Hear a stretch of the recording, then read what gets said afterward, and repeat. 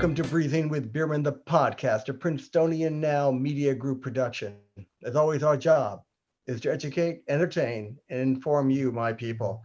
You can find Breezin with Bierman, the podcast on New Pod City, Spotify, Apple Podcasts, Google Podcasts, Podbean, YouTube, Facebook, Instagram, LinkedIn, Stitcher, Amazon, and also on the Princeton Now Media Group of Breezin with Bierman Facebook and Instagram pages. So look us up.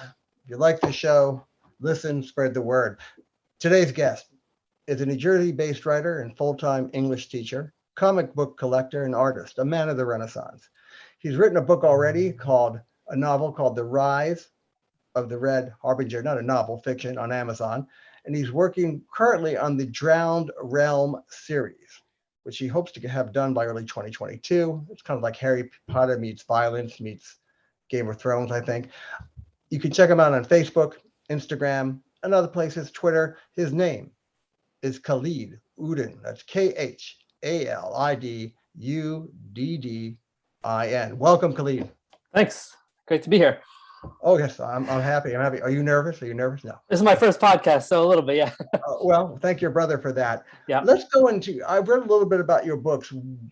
Where did these, first of all, who would get off on your books? How would you describe it? Okay, I think you got most of the gist of it as far as like Harry Potter, Game of Thrones. Now, as far as the genre, this is a fantasy adventure, and it hits like you said, Game of Thrones. There's a new series coming out on Amazon called The Wheel of Time. It's along those lines.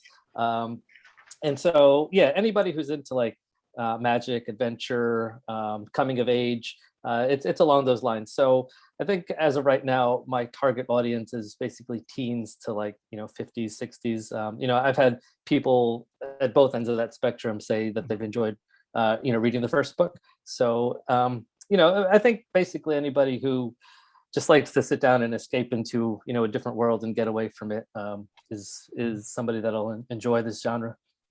Well, from what I've read, you do define it's a hard task creating a world, defining characters, and keeping the reader's attention. And you seem to do that. I mean, how do you craft a character, and how do you make it in cogent English so people want to read it? That's a loud, long question.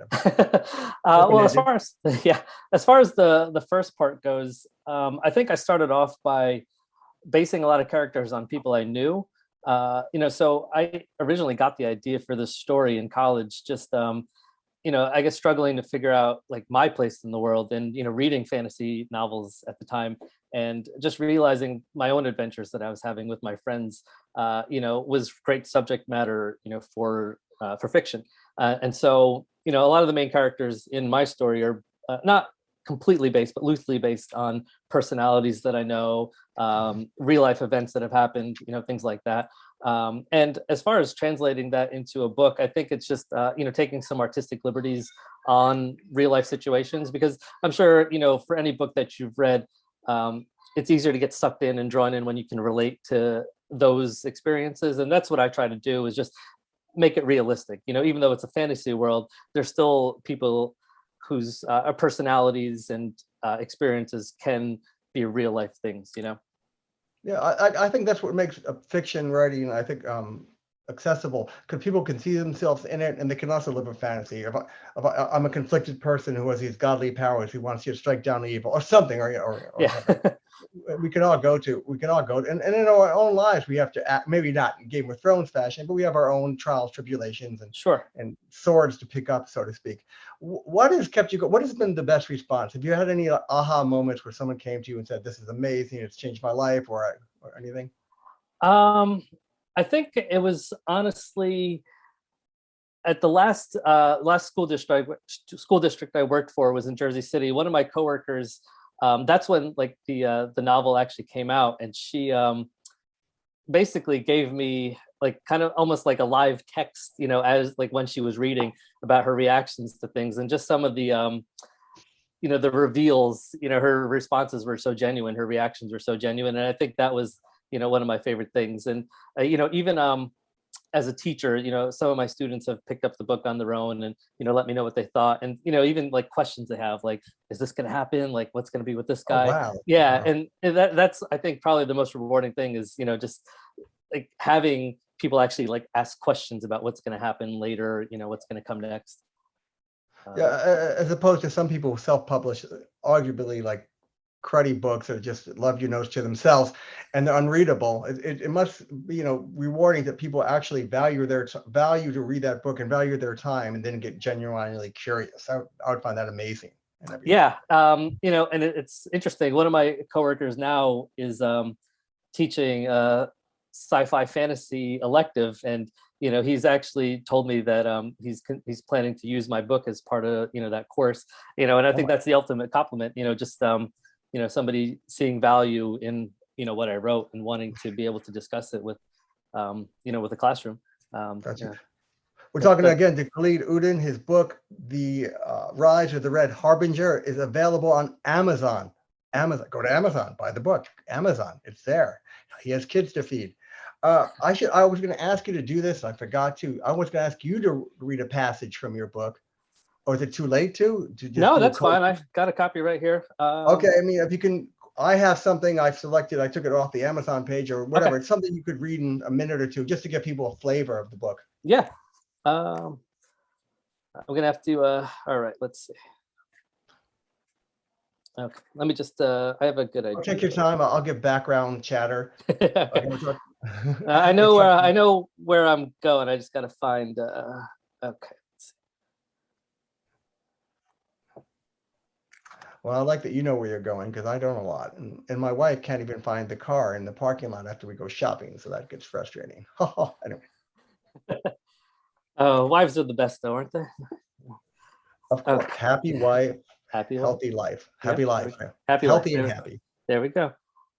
All right. Let's see. Okay, I have a little bit here. So this is a scene. Just to give you some background, the first book. There are a lot of characters. I have arguably, I'd say somewhere between 10 and 14 different points of view throughout the book. That doesn't mean that all those characters are featured throughout the book, but that's how many you get to see their point of view. There are about like 3 in book 1 that are like the main focus. And so one of those is the prince, right? The premise here is the main characters are all descendants from a prophet from way long ago, and that prophet basically stopped another prophet who turned evil, right? And wow. He didn't kill him, but he confined him because he couldn't really go through with killing him. And so at the start of this book, that evil prophet is kind of coming back and bent on just destroying everything. So these characters are the descendants of Darian, one of the other prophets, and when they get their magic, they have like a black line down like one side of their face, like down their left eye. And basically the prince of this whole nation, he is one of those, but his father is actually kind of hell-bent on ridding the whole world of those people, because he thinks it's just a bunch of, hoo-ha. And so he actually has kind of brainwashed his son growing up to track down and wipe out the rest of them, even though he's one of them. And so that's where, like, I'll just read a passage from that where Prince Garrison is kind of standing up to his father for the first time. So here we go. Okay. It says, the throne room was filled with Saresians of all classes. Garrison's father, King Edmund, was entertaining his weekly hearing of requests. Most of the day would be spent listening to the problems of his subjects. Usually, the gigantic room, adorned with sculptures and tapestries, maintained a low rumble of numerous conversations. The morning had started that way. However, no one was accustomed to seeing the prince standing publicly before the king with a request, especially when that request was to leave the nation in order to pursue something King Edmund strongly opposed. You have read a book. You're telling me you have read a book, Garrison, so you no longer want to be a prince? King Edmund projected so that every person of every class in the throne room could hear his words. King Edmund was a gray-bearded, skinny, sinewy man, so much so that the golden crown atop his head had been resized when he became king. He had the tendency to speak to people as if they were invalids when their ideas conflicted with his own. Garrison had seen it happen enough with his own mother. No, father, that is not what I said. I only stated that I wished to pursue an education from the house of Darian. His father's knuckles grew white around the golden armrest of the gilded throne. You will address me as your grace, or have you already denounced me as king as well? Garrison's mother, Queen Valencia, sat in her own throne next to the king, a beautiful sight with her long curly black hair and light golden skin tone. She'd been clenching her jaw since Garrison had announced he wished to leave. Forgive me, your grace. Are you a fool, Garrison? Sometimes I do wonder on that, father, he thought. No, your grace. Then why would I allow you to renounce your duties, especially to form an allegiance to the very people whom I've been trying to exterminate since before you were born? Garrison had never met a different king, but from the time he was small, his instincts told him that his father did not act as a king should. King Edmund did speak properly and eloquently, but his language is not the issue. It was more how he spoke to his subjects, even when he spoke to them. Should I continue or? That's good. Okay. That gives you, again, well-crafted, really involved. They say drama is when intent meets an obstacle. There's so many obstacles and so many finely crafted characters interweaving. I mean, how you do that is quite impressive. And if you ever get to a miniseries or a movie, just remember me and make me producer, give me a percentage point. Sounds good. We have to go now. Again, we only do 15 to 20 minutes. I think hopefully the crowd has gotten a flavor of your writing and your books. And again, it's Khalid Uddin, The Rise of the Red Harbinger, available on Amazon. Now we go to a segment called Voices from the Crowd. I'm not saying you can answer them. I'm stationed here in Princeton, New Jersey. I asked some people, I told them you're coming on. What questions would you have for this person? So I'm just going to throw it up there. You could bypass them, answer them, do anything you want. Your book, I had someone look at your book and everything.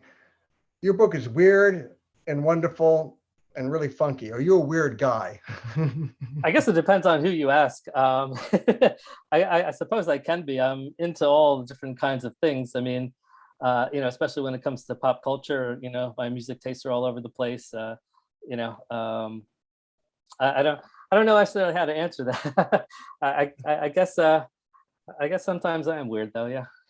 I think you compartmentalize. I mean, you're everything. You're a teacher. You have to play different roles for different parts and be all the same person. I just told you.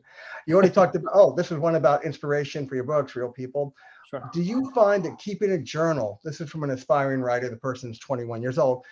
Is helps you when you write, when you get ideas, anything.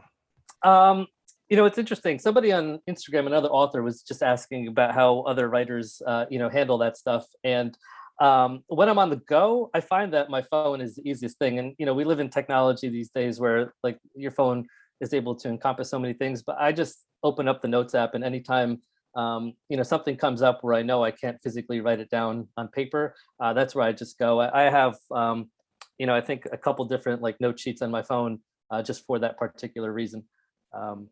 So that way, yeah. And I'm sure any author or writer knows like those ideas can come at any time. And the weirdest, as the type of person I am, the weirdest, moments and situations. Got you. This is another aspiring writer. Writing is very difficult. Most people don't make a living out of it. It's a lot of work. How do you keep yourself up when you get low moments in your craft, your love, your field, your inspiration?